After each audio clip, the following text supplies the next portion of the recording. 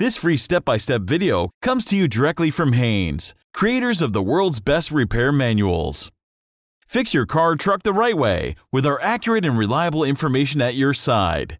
You can complete more than 200 jobs on this vehicle when you purchase the complete online manual at Haynes.com.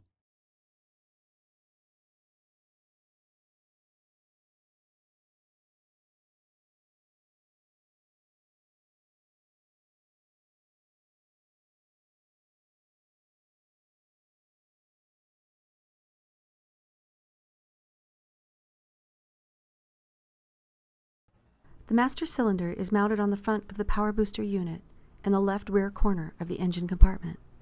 The brake fluid level is checked by looking through the plastic reservoir mounted on the master cylinder. The fluid level should be between the maximum and minimum lines on the side of the reservoir.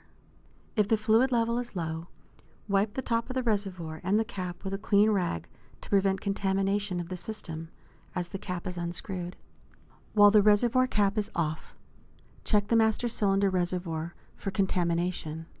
If rust deposits, dirt particles, or water droplets are present, the system should be properly drained and refilled. Top up the reservoir with the specified type of brake fluid until the fluid reaches the maximum line.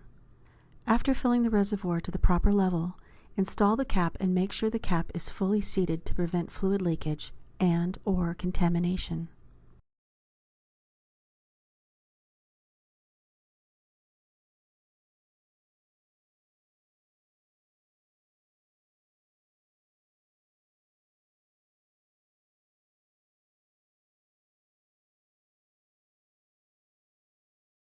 Pull the dipstick out of the tube and wipe all of the oil away from the end with a clean rag or paper towel.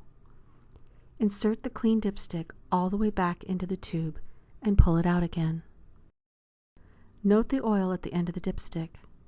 At its highest point, the oil should be above the minimum mark and below the maximum mark. To add oil, remove the filler cap from the valve cover. Use a funnel to prevent oil spillage. After adding oil, wait a few minutes to allow the level to stabilize, then pull out the dipstick and check the level again.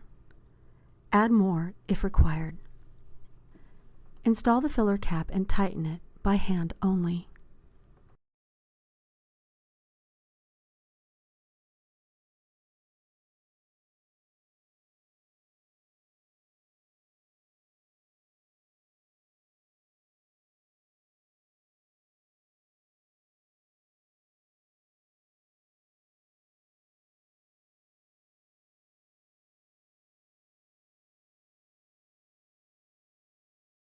The level in the tank varies with the temperature of the engine. When the engine is cold, the coolant level should be at or slightly above full cold mark on the reservoir. Once the engine has warmed up, the level should be at or near the full hot mark. If it isn't, allow the engine to cool, then flip open the coolant reservoir cap and add a 50-50 mixture of ethylene glycol-based antifreeze and water. If only a small amount of coolant is required to bring the system up to the proper level, water can be used. However, repeated additions of water will dilute the antifreeze and water solution. Drive the vehicle, then recheck the coolant level.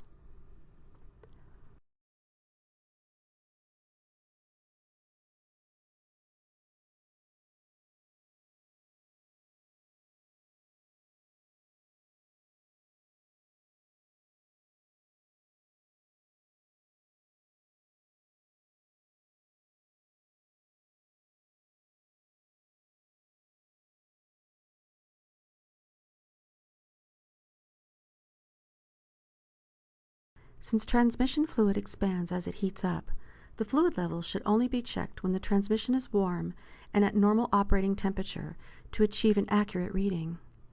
If the vehicle has just been driven over 20 miles, the transmission can be considered warm. Immediately after driving the vehicle, park it on a level surface.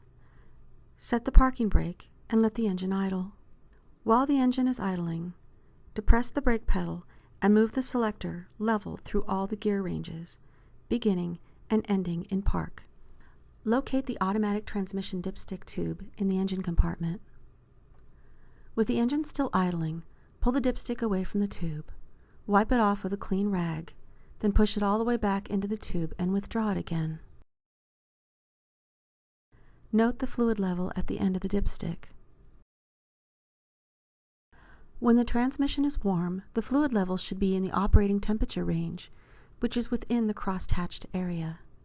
If the level is low, add the specified automatic transmission fluid through the dipstick tube. Use a clean funnel to prevent spills. Add just enough of the recommended fluid to fill the transmission to the proper level. It takes about 1 pint to raise the level from the low mark to the high mark when the fluid is hot. So add the fluid a little at a time and keep checking the level until it's correct. Turn off the engine.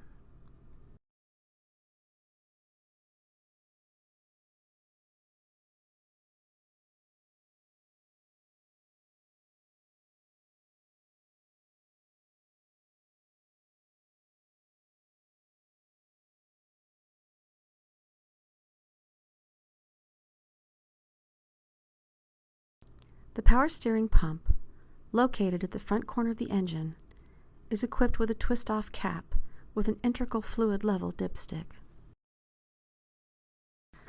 Run the engine until it has reached normal operating temperature. With the engine at idle, turn the steering wheel back and forth several times to get any air out of the steering system. Place the steering wheel straight ahead, then shut the engine off. Remove the cap by turning it counterclockwise. Wipe the dipstick clean and reinstall the cap, making sure it is fully seated. Remove the cap again and note the fluid level. It must be between the two lines, designating the full hot or full cold range. Be sure to use the proper temperature range on the dipstick when checking the fluid level. The full cold lines on the reverse side of the dipstick are only usable when the engine is cold. Add small amounts of the specified type fluid directly to the reservoir until the level is correct. If necessary, use a funnel to prevent spillage.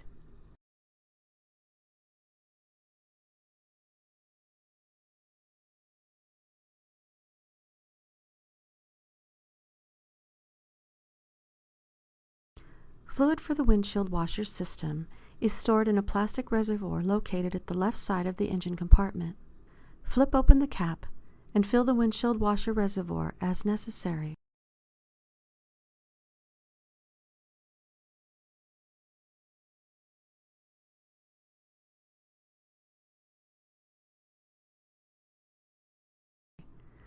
Then press the cap securely into place when finished.